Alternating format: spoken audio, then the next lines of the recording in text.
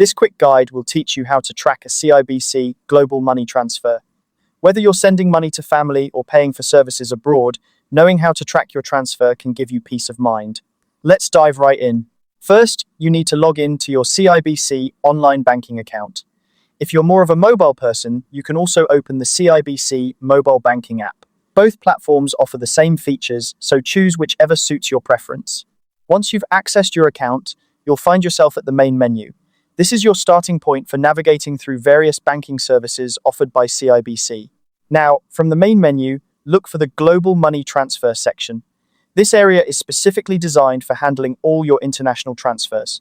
It's organized to help you quickly find the information you need. Once you're in the Global Money Transfer section, the next step is to select Transfer Status.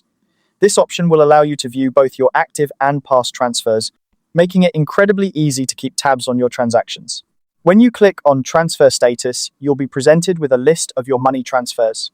Here, you can see key details such as the transfer status, the date it was initiated, and the amount.